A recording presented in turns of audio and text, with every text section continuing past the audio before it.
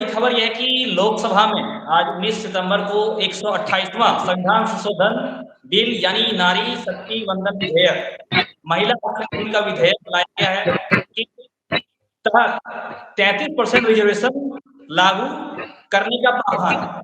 मामले के मुताबिक अगर लागू होती है तो 543 सीटों में 181 सीटें महिलाओं के लिए आरक्षित होंगी। इस पे बात करने के लिए हमारे बीच हैं झारखंड लाइव के वरिष्ठ पत्रकार श्री ज्ञानेश श्रीवास्तव जी। ज्ञानेश श्रीवास्तव जी, आपसे हम सीधा इस बारे में सवाल करना चाहेंगे, जानना चाहेंगे कि ये महिला आरक्षण क्या है, इसके क्या प्रावधान है और इसकी अभी राजनीति क्यों हो रही है? छात्र में राजनीति शुरू हो गया, ये क्यों हो रहा है? राजनीति इसलिए हो रही है कि देखिए, मांग है कि आरक्षण के अंदर आरक्षण मिला जाए। जी पॉलिटिकल पार्टी का कहना है कि इसको 33% जो है आरक्षण अलग से दिया जाए और उसमें जो 33% है उसमें से ओबीसी का अलग कोटा हो, एससी का अलग कोटा हो, एसटी का अलग कोटा हो। सरकार ने क्या किया है, सरकार ने बिल तो पेश किया है, लेकिन ये बिल 2024 के चुनाव में लागू नहीं होगा।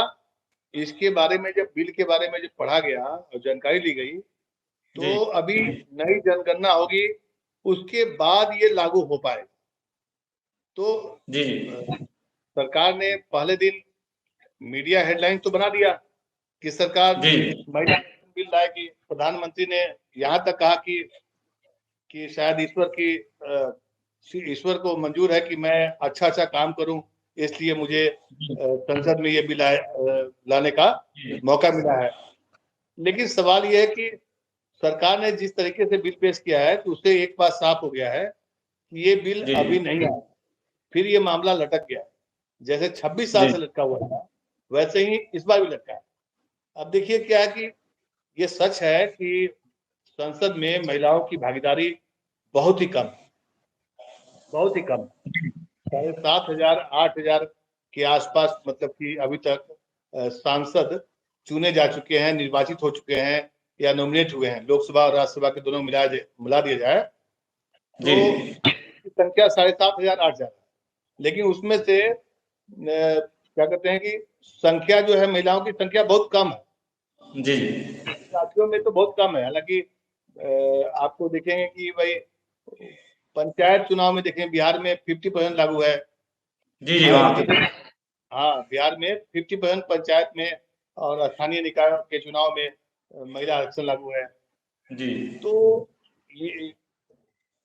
ये है कि महिलाओं की भागीदारी सुनिश्चित की जाए। सभी पॉलिटिकल पार्टी सोचती जरूर है, लेकिन कोई आगे बढ़ करके खुले दिल से नहीं इसको लाता है। कांग्रेस ने भी यही काम किया था, कांग्रेस ने भी खुले दिल से नहीं लाया। कांग्रेस ने लाया, लेकिन जैसे ही विपक्ष के कई साथी उसके जो थे वो कि नहीं, इसमें ओबीसी महिलाओं की भागीदारी होनी चाहिए।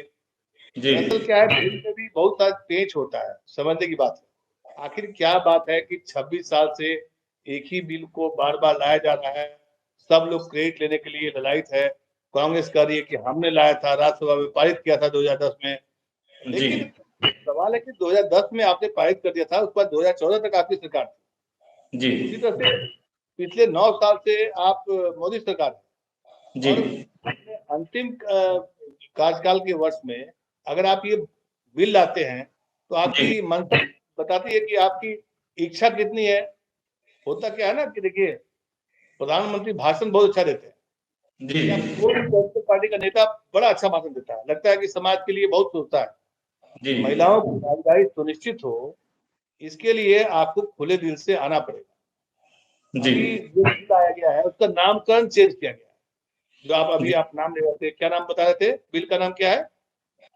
जी, बिल का नाम बताया गया है नारी शक्ति वंदन विधेयक। अब नारी शक्ति वंदन विधेयक तो है, लेकिन इसको हम महिला आरक्षण बिल भी कह सकते हैं। जो महिला आरक्षण बिल नाम उनका दिया गया है, नारी शक्ति वंदन विधेयक दिया गया है। तो नाम चेंज करने से, बिल्डिंग चेंज करने से चीजें बदल नहीं जाती हैं, चीजें जस्ट है। मतलब अगर एक लाइन में कहा जाए कि आज महिला आरक्षण बिल पेश किया गया, लेकिन पास कब होगा इसकी कोई गारंटी या कहीं कोई उसका मेंशन नहीं है। जनगणना कब होगा? 2021 में होना था जनगणना, सेंसस। अब 2026 27 में परिसीमन होना है, लोकसभा की सीटें बढ़ाई जाने हैं, तो उसके लिए पहले जनगणना होगी। लेकिन इसको फिक्स, जब जनगणना की ही टाइमिंग फिक्स नहीं है, तो उसी जनगणना के बेस पर तो महिला आरक्षण बिल आने वाला है।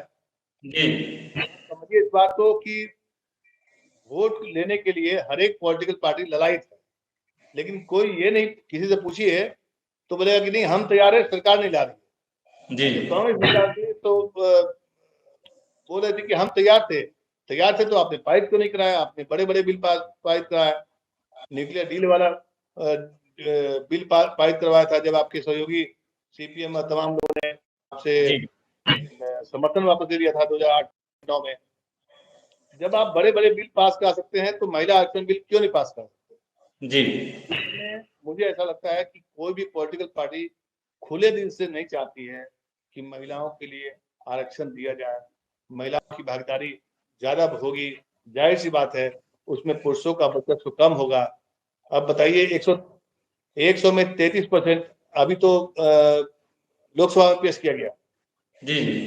मायावती ने कहा कि 50%, आधी आबादी कहते हैं हम लोग महिलाओं को, आधी आबादी कहा जाता है।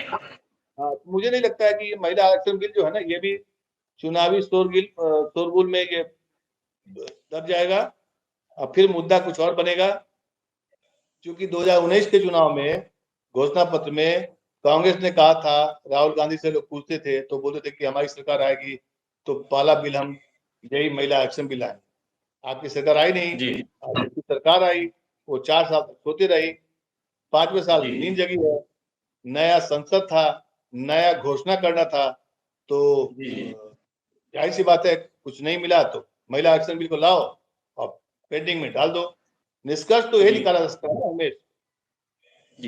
ज्ञानेश जी, लेकिन यहाँ पे इस समय ये विधेयक के बारे लाना, तो इसमें से आप राजनीतिक फायदे किसके देखते हैं? यानी कि इसका फायदा किन्हें उठाएगी, कि या बीजेपी इसका फायदा उठाएगी या इंडिया को फायदा, या किसी को कोई लाभ नहीं मिलने वाला इस विधेयक से भी?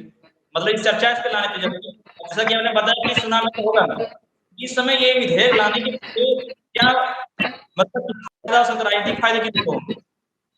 देखिए, फायदा में जैसे ही विशेष सत्र बुलाए जाने की चर्चा शुरू हुई, जब सरकार ने अपना एजेंडा क्लियर नहीं किया, जब बात हो रही थी कि एक देश एक संविधान और एक चुनाव होगा, ऐसे में कांग्रेस की तरफ से ये डिमांड की जाने लगी कि महिला आरक्षण बिल को पास किया जाए। और जो सर्वदलीय बैठक हुई थी एक दिन पहले, विशेष सत्र बुलाए जाने के पहले बैठक हुई, कांग्रेस ने उसमें डिमांड किया था कि आप महिला आरक्षण बिल पास कराइए, 2010 से पेंडिंग है। लेकिन सवाल ये कि सभी लोग अभी बोल रहे हैं जब चुनाव सर पर है। फायदा नुकसान तो तब होगा ना जब आप, जो सरकार देगी जाहिर सी बात है उसको फायदा तो उसको मिलता है।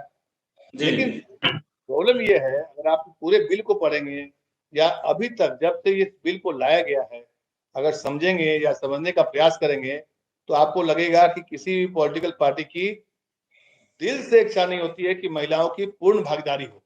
आधी आबादी कहने में, बोलने में कोई हर्ज नहीं है। जैसे बेटी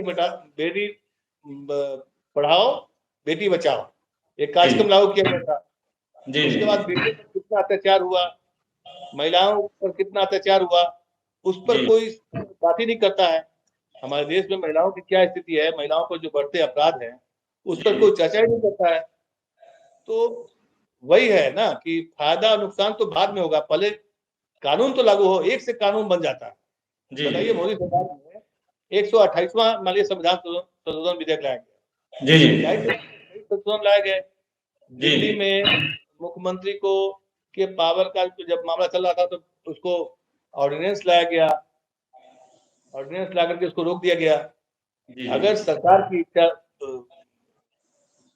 मुस्तैदी दिखाई पड़े तो बिल भी आज ही आता और इसी सत्र में पास भी हो सकता था। कोई पॉलिटिकल, ऐसा लगता है कोई भी पॉलिटिकल पार्टी दिल से तैयार नहीं है। सबके आप मैनिफेस्टो पढ़िए, चुनावी घोषणा पत्र पढ़िए, हर एक पॉलिटिकल पार्टी के मैनिफेस्टो में महिला आरक्षण बिल आपको दिखाई पड़ेगा। लेकिन पिछले 26 साल का अगर आंकड़ा दिखेगा, हर बार लाता है।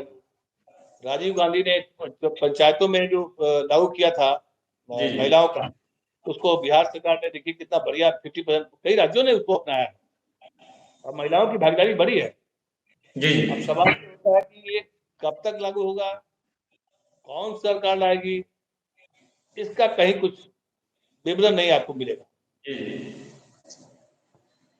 ज्ञानेश जी, अगर मान लीजिए ये विधेयक आती है, ये लागू हो जाती है, तो इसके पास होने से क्या-क्या बदलाव आ जाएगा, और साथ ही इसके आप क्या सरकार है, आप क्या समझ रखते हैं? तो हम ये भी जानना चाहते हैं कि दर्शकों को आप बताइए कि ये विधेयक कितना सही है, मतलब इसे प्रावधान होना चाहिए, ये पास होनी चाहिए या नहीं, और इसमें पास होने से क्या-क्या बदलाव हो जाएगा? देखिए, अब चूंकि आरक्षण का जो मामला है, जी। अब सरकार का जो अभी जो नया मसौदा आया है, उसके हिसाब से तो उसमें अब समझो, आप ऐसे समझिए कि 84 सीटें मान लिया एससी और एसटी के लिए है। जी, जी। तो एससी और एसटी के सीटों में ही इसको आरक्षण दिया गया, महिला आरक्षण। मतलब कि अगर 84 सीटें हैं एससी शेड्यूल कास्ट का, तो और 47 सीटें एसटी के लिए है। अभी जी, जी। मान लिया, अभी के आंकड़े देखा जाए तो जब कानून बन जाएगा तो 84 एससी सीटों में से 28 सीटें जो है महिलाओं के लिए रिजर्व हो जाएगी, और जी। 47 एससी सीटों में से 16 एसटी महिलाएं होंगी। मतलब महिला आरक्षण मिलेगा तो एससी एसटी के कोटे में ही इसको डाला गया है। जी। अलग से महिलाओं के लिए आरक्षण नहीं मिला। जैसे एससी एसटी का अलग कोटा था, ओबीसी का अलग कोटा है, और ईडब्ल्यूएस जो गरीब, आर्थिक रूप से जो गरीब होते हैं, उसके लिए 10% ये है। जी। इन सब में कहीं कोई इसका जिक्र नहीं है।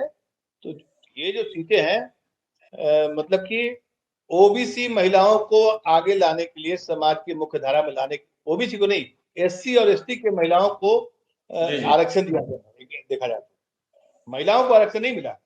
इस बिल के मसौदे को पढ़ा जाए तो इसमें एससी और एसटी के महिलाओं को आरक्षण देने का प्रावधान किया है सरकार ने, अगर ये बिल लागू होता है तो। जी।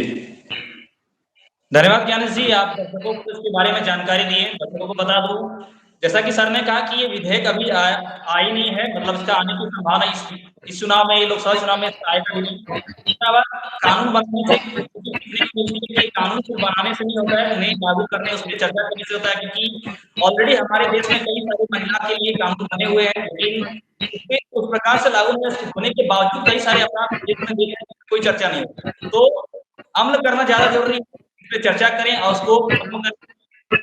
तो दर्शकों से भी हम इजाजत चाहेंगे। धन्यवाद, जय हिंद।